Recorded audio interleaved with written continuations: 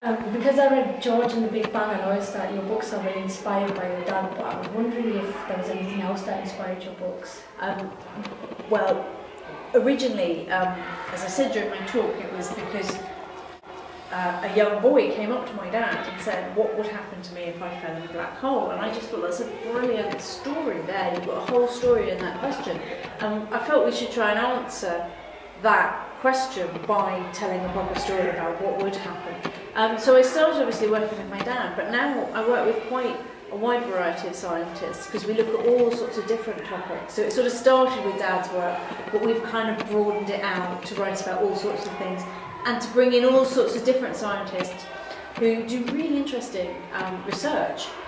And most of them, the ones who write for my books, they've never written for a young audience before. So for them it's kind of quite an interesting challenge as well, because they have to think, well, how can I describe what I do in terms that would be accessible to a young audience? So it's funny how the project has grown from, we started with that one question, what would happen to me if I fell in a black hole, and now we sort of ended up trying to describe the universe. Do you ever get writer's block? I do, and I had writer's block for a while, and I felt really ashamed of myself because I'd never believed it existed, and I'd always been like, oh, writer's block, how silly, that doesn't ever happen. And then I got it, and I'm like, oh, this is awful. And I would just sit there staring at my computer thinking, I can't think of anything. And it went, and I don't really know why it went, except that I will tell you one thing about being a writer.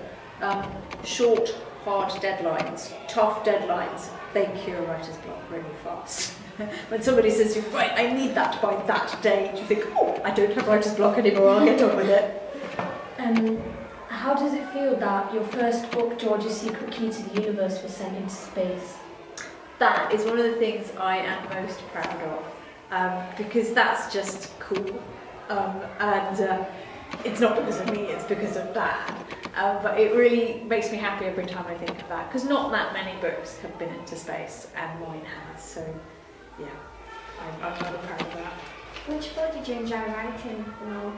I probably enjoyed writing George and the Big Bang the most, although I found it the most challenging because we're trying to write an adventure story about the origins of the universe, and those are 13.7 billion years ago. And there's not really a lot of suspense there because it's like, well, it happened.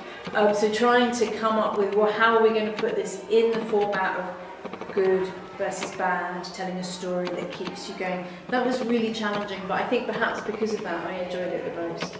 And do you have any pointers for anyone who'd like to be a writer in the future? I'll give you the same advice that I was given, because when I decided I wanted to be a writer, I asked a friend who was a writer and I said, tell me, you know, what's the best advice for being a writer? And he said, oh, it's simple. If you want to be a writer, write. And it's really good advice. He said, you have to write. He said, keep a diary, write about yourself, your life, your impressions, what you see. He said, just write, just get stuff on paper. And so I think that's the best advice I could give anybody who wants to be a writer, is write.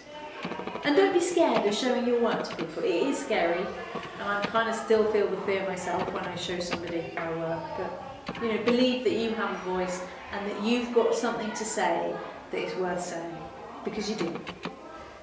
How did it feel when you was in the plane Zero Gravity? That Zero Gravity was one of the most fun things I've ever done in my life, and it made me feel like I was a really young kid again. That feeling like when you're a young kid and you do something really exciting for the first time, like you go on a roller coaster and you're like, wow, I can't believe anything could ever be this cool. My day-to-day life is very normal, and I just do all the normal things that everybody does. I work, you know, I have to do laundry, go shopping, and you know, get my car serviced, and so quite a lot of my life is just normal day-to-day life as most people experience it. And then suddenly I go somewhere with my dad and it's like, whoa, back in the fame world.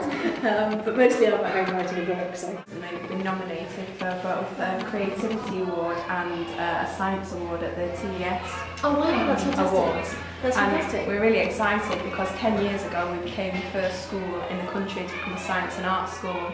And it just feels really special 10 years later to have been nominated for these two awards. Well, I really hope you get it. And we were just interested in your view on science and creativity, obviously your writing. Well, it's an interesting thing because I actually come from a creative background, even though my father's a scientist. I didn't study science, I actually did a degree in languages and literature.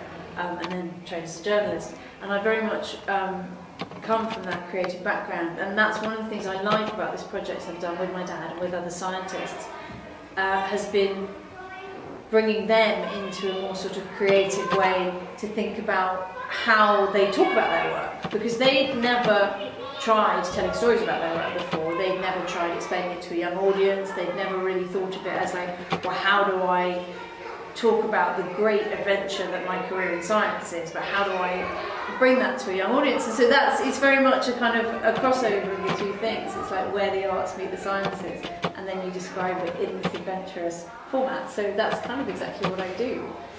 Well, you have done some astronaut training, so we were wondering how you ever wanted to become an astronaut. I think I might have missed my spaceship on that one.